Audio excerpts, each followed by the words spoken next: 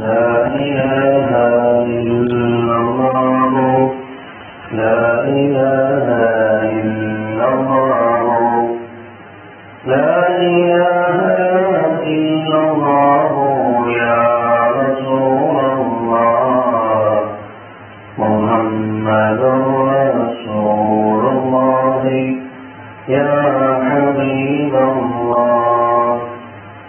أعوذ بالله من الشيطان الرجيم. بسم الله الرحمن الرحيم. إن الله وملائكته يصلون على النبي يا أيها الذين آمنوا صلوا عليه وسلموا تسليما. اللهم صل على سيدنا وشفيعنا وحبيبنا ومولانا محمد وعلى آل سيدنا ونبينا ومولانا محمد وبارك وسلم عليه وصل على جميع الأنبياء والمرسلين وآل كل منهم وصحبهم أجمعين. وما توفيق إلا بالله لا حول ولا قوة إلا بالله العلي العظيم. سبحانك لا علم لنا إلا ما علمتنا إنك أنت العليم الحكيم. புனிதமான இந்த இடத்தில் நம்ம எல்லாம் ஒன்று திரட்டி நல்ல விஷயங்களை சொல்வதற்கும் அதை கேட்பதற்கும் பயன்படுத்த எல்லாம் வல்ல அல்லாஹ்வை போற்றி புகழ்ந்தவராகவும் நம்பெருமானார் முஹம்மது ரசூலுல்லாஹி ஸல்லல்லாஹு அலைஹி வஸல்லம் அவர்கள் மீதும் அவர்களின் அடிச்சுவடுகளை அறிவர்களால் அப்படியே பின்பற்றி நடந்த உத்தம சத்திய சஹாபாக்கள் தாபியீன்கள் தபா தாபியீன்கள் அவுலியாக்கள் நாதாக்கள் மகாக்கள் புத்தகங்கள் குறிப்பாக இங்கே குழும் இருக்கக்கூடிய இன்னும் வரவிருக்கக்கூடிய நம் அனைவர்கள் மீதும் அல்லாஹ்வுடைய சாந்தியும் சமாதானமும் என்றும் குறைவதே இங்காமல் அவர்களுமாக ஆமீன். சிறப்பு குறித்தவர்களே, அல்லாஹ் ஜல்ல ஷானஹு தஆலா அவன் படைத்த மனித வர்க்கத்தை பார்த்து யா அய்யுஹன்னாஸ் மக்களே குலு மிம்மா ஃபில் அர்தி ஹலாலன் தய்யிபா, அல்லாஹ்வால் அனுமதிக்கப்பட்ட ஹலாலான பொருளையே சாப்பிடுங்கள் என்று அல்லாஹ் சொல்கிறார். நீங்கள் எதை வேண்டுமானாலும் சாப்பிடுங்கள், அப்படி சாப்பிடப்படுவது அல்லாஹ்வால் அனுமதிக்கப்பட்டதாக இருக்க வேண்டும். அல்லாஹ்வால் அனுமதிக்கப்பட்ட பரிசுத்தமான பொருள்களை சாப்பிடுங்கள் என்று அல்லாஹ் இந்த வசனத்திலே சொல்லி வலா தத்தபிஉ ஷைத்தானுடைய அடிச்சுவடுகளை பின்பற்றாதீர்கள். காரணம் இன்னஹு லக்கும் அதுவும் முபீன், நிச்சயமாக ஷைத்தான் பகிரங்கமான எதிரி என்று அல்லாஹ் குர்ஆனிலே சொல்லி காட்டுகின்றார். அன்பு குறித்தவர்களே, ஸல்லல்லாஹு அலைஹி வஸல்லம் சொல்வார்கள், ஒது இல்லாமல் தொழுகை கூடாது. சுத்தம் இல்லாமல் தொழுதால் அந்த தொழுகை அல்லாஹ்விடத்தில் அங்கீகரிக்கப்படாது. அதுபோன்றுதான் மோசடி செய்யப்பட்ட தர்மம், மோசடி செய்யப்பட்ட பொருளிலிருந்து கொடுக்கக்கூடிய தர்மமும் அல்லாஹ் அங்கீகரிக்க மாட்டான்.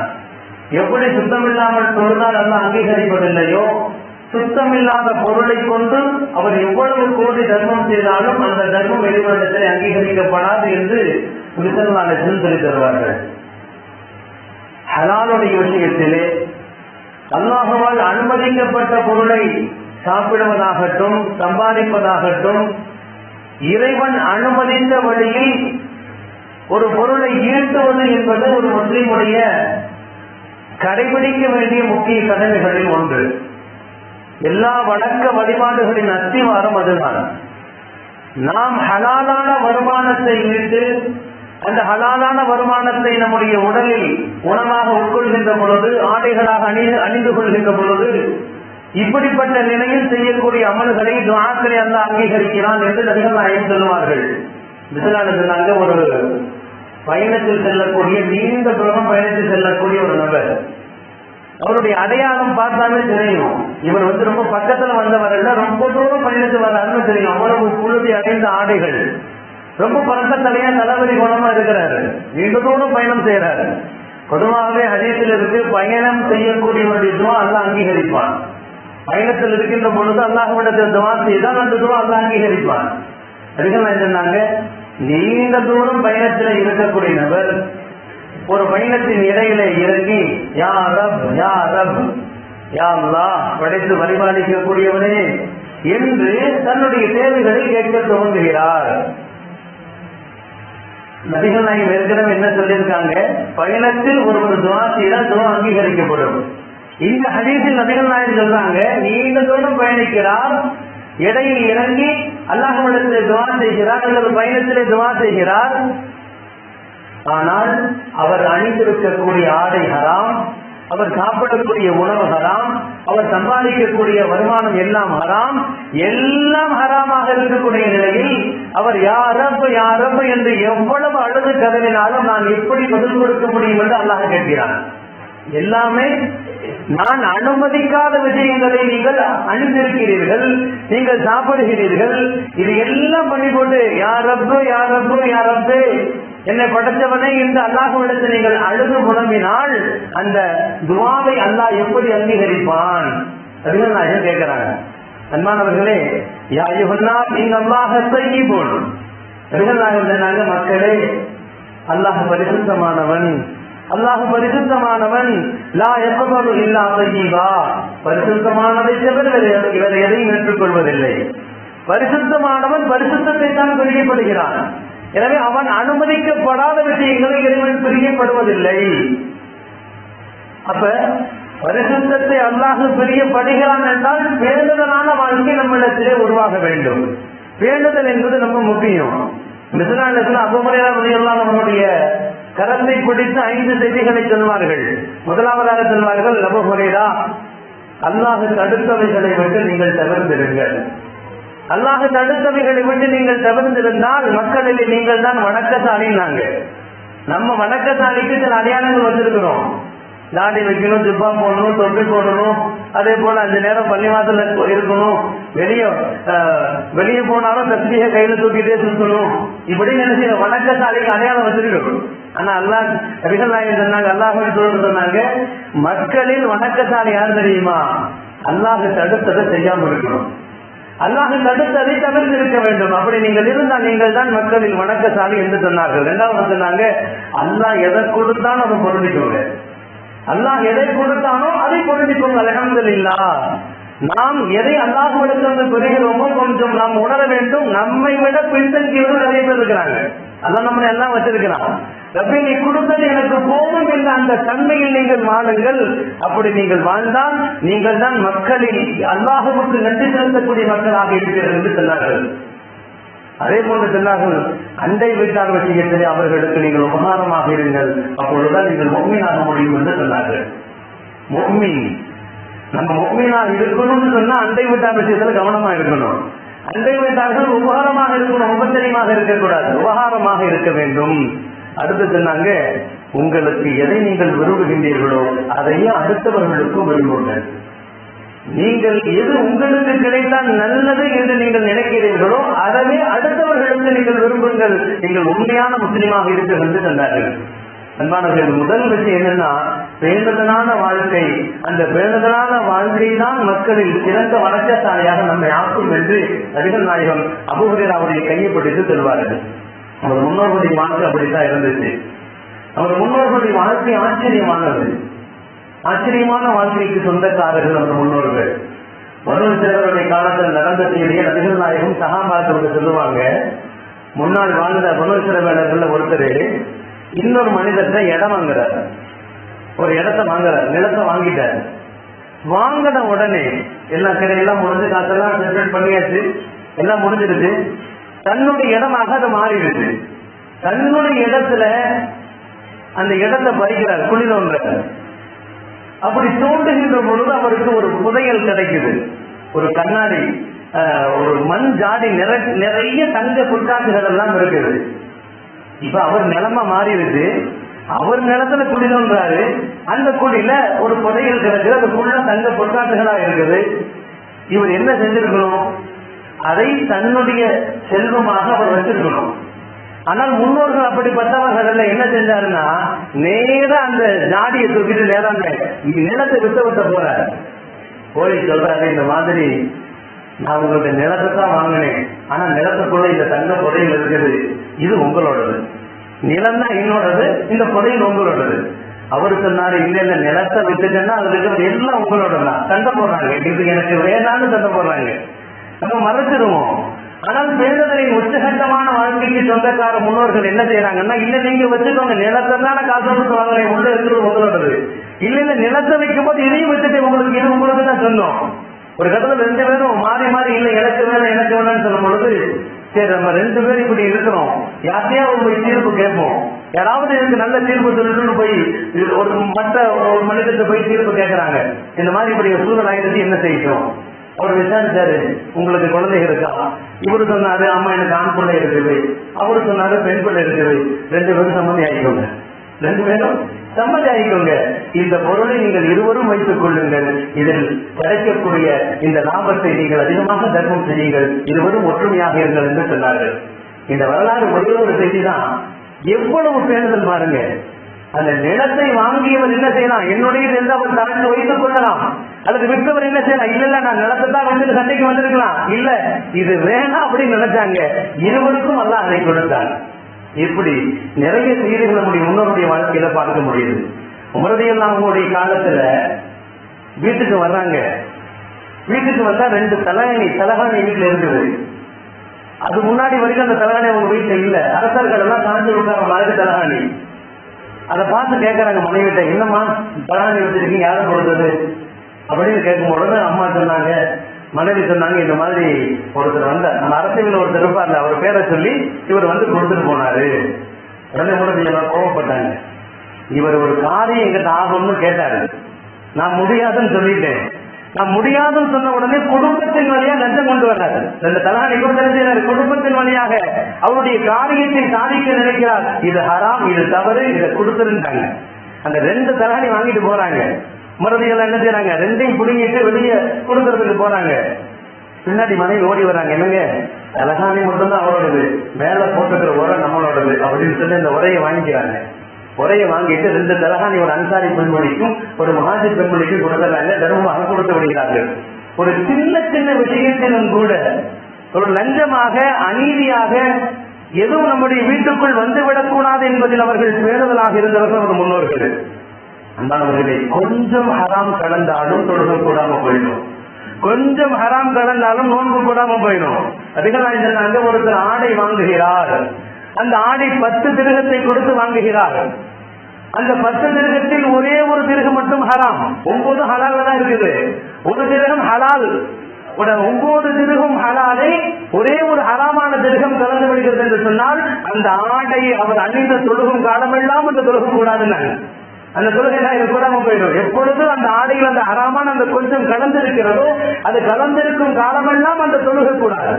அதே போன்று நோன்பும் அப்படித்தான், நாம் செய்யக்கூடிய தான தர்மங்களும் அப்படித்தான். ஹராம் கலந்து விட்டால் அந்த நாம் செய்யக்கூடிய எவ்வளவு பெரிய அமலாக இருந்தாலும் அது இறைவன் அங்கீகரிப்பதில்லை என்று நபிகள் நமக்கு சொல்லித் தர்றாங்க. அன்பானவர்களே, அபூபக்கர் சித்திக் ரலியல்லாஹு அன்ஹு அவருடைய வாழ்க்கை எவ்வளவு பேணுதலான வாழ்க்கை. ஒரு தடவை ஒரு அடிமை, அவங்களுக்கு கீழே இருக்கக்கூடிய அடிமை ஒரு உணவுப் பொருளை கொடுக்குறாங்க. அதை வாங்கி சாப்பிட்டுறாங்க. கொஞ்சம் தான் சாப்பிட்டாங்க. சாப்பிட்ட பிறகு அந்த அடிமை அபூபக்கர்கிட்ட பேசுறாங்க, எஜமானவர்களே, இப்ப நீங்க சாப்பிட்டீங்கல்ல, அந்த பொருள் எப்படி வந்தது உங்களுக்கு தெரியுமா? அப்ப கேட்கறாங்க, எப்படிப்பா வந்தது என்ன அப்படின்னு விஷயத்தை விசாரிக்கும் பொழுது அந்த அடிமை சொன்னார், நான் அறியாமை காலத்தில் இருக்கின்ற பொழுது நான் ஜோதியை பார்ப்பேன். அதாவது குறி சொல்லக்கூடிய பழக்கம் எனக்கு இருந்தது, ஆனா எனக்கு தெரியாது, மக்களை ஏமாத்துவேன். எனக்கு குறி சொல்வது தெரியாது போன்று மக்களை நடிச்ச நிறைய ஏமாத்தி சம்பாதிச்சுட்டு இருந்தேன். அப்படி ஏமாத்தி சம்பாதித்த அந்த தொகையிலிருந்து வாங்கின உணவு தான் இது.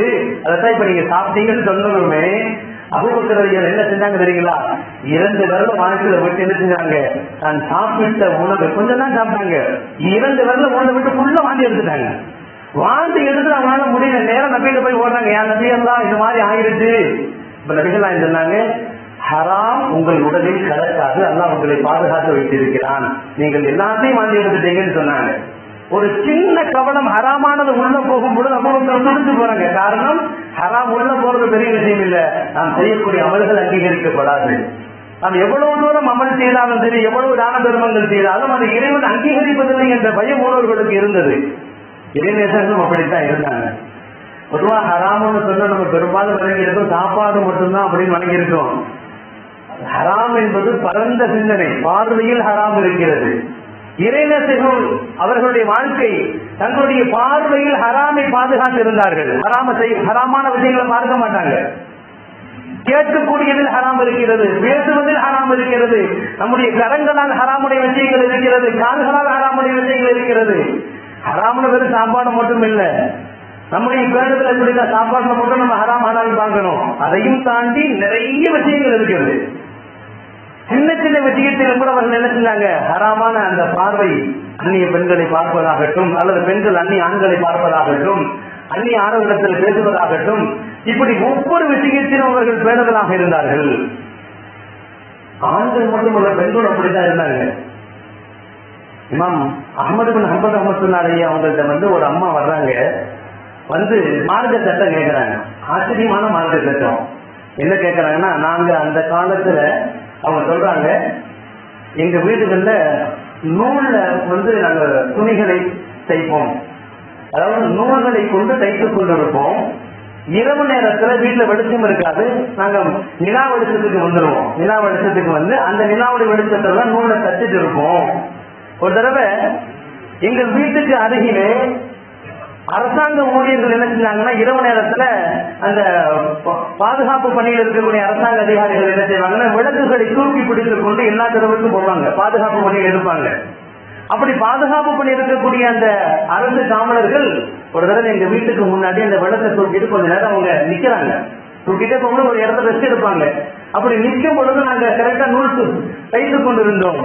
நிலா வெளிச்சத்தை விட இந்த வெளிச்சங்களுக்கு பக்கத்துல ரொம்ப அருமையா இருந்துட்டு அதுல நாங்க நிறைய நூல் தச்சுட்டோம். என்ன சட்டம் கேட்கிறாங்கன்னா, இது அரசாங்கத்துக்கு சொந்தமான வெளிச்சம், இதுல எங்க வேலையை பார்த்திருக்கோம். இப்ப நாங்க செஞ்சது ஹராமா ஹலாலா, ஹராமா ஹலாலா? அந்த இமாம் அழுதுட்டாங்க. இவ்வளவு பேணுதலான பெண்களா, இவ்வளவு பேணுதலான அழுதுட்டு சொன்னாங்க, இந்த மாதிரி இனிமேல் தவிர்த்துக்கணும்னு சொல்லிட்டாங்க. இருந்தாலும் சின்ன சின்ன விஷயத்திலும் கூட பேணுதலாக வாழ்ந்தவர்கள் முன்னோர்கள், அன்பு குறித்தவர்களே. அப்ப அவர் கேட்டாரு, நீ யாருமான கேட்கும் போது அவங்க சொன்னாங்க, விசுறு ஹாஃபி என்று சொல்லக்கூடிய மிகப்பெரிய இறைநேசருடைய சகோதரி அந்த பெண். இப்படிப்பட்ட வாழ்க்கை. ஹசன் பஸ்ரி ரஹிமஹுல்லாஹ் அவங்களுடைய காலத்துல ஒரு மனிதர் அவங்க இருக்கக்கூடிய அந்த ஊருக்கு வர்றாரு. வந்து மக்கள்கிட்ட விசாரிக்கிறார். என்ன விசாரிக்கிறார்னா, எப்ப இந்த ஊர்ல பேணுதலான மனிதர் யாராவது இருக்காங்களா, அல்லாஹ் அங்கீகரிக்காத, அல்லாஹ் அனுமதிக்காத பொருளை சாப்பிடாத ஒரு பேணுதலான மனிதர்கள் இங்க யாராவது இருக்காங்களா அப்படின்னு கேட்கும் பொழுது எல்லா மக்களுடைய வாயிலிருந்து வந்தது ஒண்ணுதான், நேரா ஹசன் பஸ்ரி போய் பாருங்க, நீங்க சொன்ன மனிதர் அவர் மட்டும்தான் பேணுதலான மனிதர், ஹலால் ஹலாம் ஹராம் ஹலால் விஷயத்தில் ரொம்ப பேணுதலா இருப்பாரு அப்படின்னு சொல்லி கண்டுக்கிறார். நேரா போன மனிதர் அவர்கிட்ட விசாரிக்கிறார். இந்த மாதிரி விசாரிக்கும் பொழுது எல்லாம் உங்களை தான் சொன்னாங்க அப்படின்னு பேசிட்டு இருக்கும் பொழுது ஹசன் பஸ்ரி சொன்னாங்க, இல்ல இல்ல, நான் மக்களுக்கு நல்ல விஷயங்களை பிரசங்கங்கள் செய்து அதன் மூலம் வரக்கூடிய வருவாயை நான் சாப்பிட்டுக் கொண்டிருக்கிறேன். என்னை விட பேணுதலான மனிதர் ஒருத்தர் இருக்கிறார், என்னை விட பேணுதலான மனிதர் ஒருத்தர் இருக்காருன்னு சொல்லிட்டு சிரியாவில் இருக்கக்கூடிய ஒரு நபரை சுற்றி காமிக்கிறாங்க. அங்க போங்க, அவர் என்னை விட பேணுதலான மனிதர், அவர் சொந்தமா ஒரு நிலம் வச்சிருக்கிறாரு, அவரே விவசாயம் செய்கிறார், அதிலிருந்து வரக்கூடிய வருமானத்தை சாப்பிடுகிறார், அவர்தான் என்னுடைய பார்வையில் பேணுதலான மனிதர் அப்படின்னு சொல்லி அங்க அனுப்பிக்கிறார். கேட்டது அவர் நேரம் அங்க போறார். அங்க போய் அந்த மனிதத்தை சொல்றாரு, இந்த மாதிரி உங்க விஷயமா இமாம் ஹசன் பஸ்ரி ரஹிமஹுல்லாஹ் சொன்னாங்க, பேணுதலான மனிதர், ஹராம் ஹலால் விஷயத்து ரொம்ப பேணுதலா இருக்குன்னு சொன்னாங்க அப்படின்னு சொன்னதும் அவர் அழுகிறார். என்னை பத்தி எப்படியா சொன்னாங்க, ஆனா நானே ரொம்ப நாள கவலையில் இருக்கிறேன். ஒரு நாள் நான் என் வயல்ல தொழுத்துட்டு இருக்கும் பொழுது என் வயலில் இருக்கக்கூடிய மாடு பக்கத்து வயலுக்குள் போனது. நான் தொழுது முடிச்சோடனே கூட்டிட்டு வந்துட்டேன். என்ன சொல்றாருன்னா, பக்கத்து வயலுடைய அந்த நிலத்தை மிதித்து அந்த நிலத்துடைய மண் மாட்டுடைய காலிலிருந்து என் வயலுக்கு வந்துருச்சு. எவ்வளவு பேர்கள் பாருங்க, என் வயலுக்கு வந்தோம்னே நான் பயப்படுறேன். என்னது, என்னுடைய வயலுடைய மண் அல்ல, என்னுடைய நிலம் அல்ல, பக்கத்து வீட்டுக்காரனுடைய நிலம். அந்த நிலத்தின் மண்ணை மிதித்து என் வயலுக்குள்ள வந்தனால நான் பயப்படுறேன், இது ஹராமா ஹலாலா அப்படின்னு எனக்கு பயமா இருக்குன்னாங்க. எவ்வளவு பேணுதல் நமது முன்னோர்களுடைய வாழ்க்கை. சின்ன சின்ன விஷயங்கள் நம்ம அசால்ட்டா நினைச்சிட்டு போயிடும். பெரும்பாலும் என்ன செய்வோம், நிர்பந்தம் சாப்பிட்டுதான் ஆகணும், சாப்பிட்டு ரூபா தர்மம் பண்ணிடலாம். நம்ம சிந்தனை அப்படிதான், சாப்பிட்டுதான் ஆகணும், கோவிச்சுக்குவாங்க வழி இல்ல, சாப்பிட்டா 100 ரூபாய் தர்மம் பண்ணிடலாம் அப்படி நம்ம நினைக்கிறோம். ஆனா அவங்க ஒரு சின்ன பக்கத்து வீட்டுக்காரனுடைய பக்கத்து தோட்டத்துடைய இந்த மண் என் தோட்டத்தில் கலந்து விட்ட பொழுது நான் சந்தேகிக்கிறேன், பயப்படுகிறேன் சொன்னாங்க. அவர் முன்னோர்களுடைய வேண்டுதல் அன்பானவர்களே பல பாதிப்புகளை ஏற்படுத்தும். குர்ஆனுடைய விஷயத்திலே இமாம் துல்குர்னார் சாஹிப் சொல்லுவாங்க, அவங்க அமெரிக்காவில் நடந்த ஒரு வரலாற்றை சொல்வார்கள். ஒரு மாணவர் குரானை மனனம் செய்வதற்காக சேர்க்கிறாங்க மதரசால. 2 வருஷம் ஆயிடுச்சு. 2 வருஷம் ஆகி ஒரு ஜுஸ் கூட முடிக்கல. பெரும்பாலும் ஆம்சாக்கள் திறமையானவர்கள் என்ன செய்வாங்க, 1 வருஷம் 2 வருஷத்துல முடிச்சிருவாங்க. அதிகபட்சம் 4 வருஷம், 4 வருஷத்துக்கு மேல போகாது. 4 வருஷம், 4 வருஷத்துக்கு மேல ஒருத்தர் பண்ணிட்டு இருந்தா அவருடைய பலகீனம் அது. இப்ப 2 வருஷமா 30 ஜுஸ்ல 1 ஜுஸ் தான் முடிச்சிருக்கிறார். அவரை பத்தி விசாரிக்கப்படுகிறது. திறமையான மாணவர், பள்ளிக்கூடத்துல ஜனாதிபதியுடைய விருது பெறுவதற்கு பரிந்துரைக்கப்பட்ட மாணவர். அவர் ஸ்கூல்ல ஃபர்ஸ்ட் வர்றாரு, மதரசால 0வா இருக்கிறாரு. ஆச்சரியமான வரலாறு சொன்னாங்க. அவரை பத்தி விசாரிக்கிறாங்க. அந்த மாணவரை கூட்டி அழைத்து பேசுகின்ற பொழுது, எப்ப நீ என்ன சாப்பிடுவ, என்ன சாப்பிடுவேன்னு சொல்ல விசாரிக்கும் பொழுது அவர் சொல்ற, நான் இந்த ஹோட்டல்ல சாப்பிடுவேன், அந்த ஹோட்டல்ல சாப்பிடுவேன். அந்த ஹோட்டல்ல என்ன செய்யறேன்னா சொல்றாரு. அப்பதான் உங்களுக்கு புரிய வருது, இவர் சாப்பிட்டு கூட இந்த ஹோட்டல்கள் பல ஹோட்டல்ல ஹராமான உணவு கலந்து இருக்கு. ஹராமை இவர் சாப்பிடுவதால் தான் 2 வருடமாக ஒரு ஜூஸை கூட முடிக்க முடியல. அப்ப பெற்றோருக்கு சொன்னாங்க, இந்த மாதிரி இனிமேல் உங்கள் பிள்ளைக்கு நீங்கள் வெளியிலிருந்து உணவு வாங்கி தராதீங்க. வெளியிலிருந்து உணவு வாங்கி தரமாட்டேன்னு சொன்னீங்கன்னா உங்க பையன் நாங்க ஓதி கொடுக்கிறோம், இல்ல நாங்க தருவோம்னு சொன்னா நீங்களே உங்க பையனுக்கு ஓதி கொடுத்துக்கணும்னு சொன்னாங்க. பெற்றோர்கள் வேண்டுதலானவர் சொன்னாங்க, இனிமேல் எங்கள் பையனுக்கு நான் நினைச்ச மாட்டேன், வெளியிலிருந்து எந்த உணவையும் வாங்கி தர மாட்டோம் சொன்னாங்க. 1 வருஷத்தில் இருந்து முடித்தார். 1 வருஷத்தில் 2 வருடமாக ஒரு ஜூஸை கூட முடிக்க முடியல. 1 வருஷத்தில் பேணுதலாக இருந்தால் ஒவ்வொரு ஜூஸையும் மனப்பாடம் பண்ணினார். இவன் துல்பிகார் சாஹிப் சொல்லுவாங்க, அன்பானவர்களே, இன்னைக்கு நம்ம கடையில எத்தனையோ பொருள் வாங்கி சாப்பிடுறோம், எத்தனையோ சாக்லேட் சாப்பிடுறோம், பிஸ்கெட் சாப்பிடுறோம். அதில் எத்தனையோ பொருள்கள் கலக்கப்பட்டு இருக்கிறது. பேணுதல், அந்த கலக்கப்பட்ட அந்த பொருளை சாப்பிடுகிறோம். பந்தி இறைச்சிகள், பந்தியுடைய கொழுப்புகள் எல்லாம் கலக்கப்பட்டு இருக்கலாம்.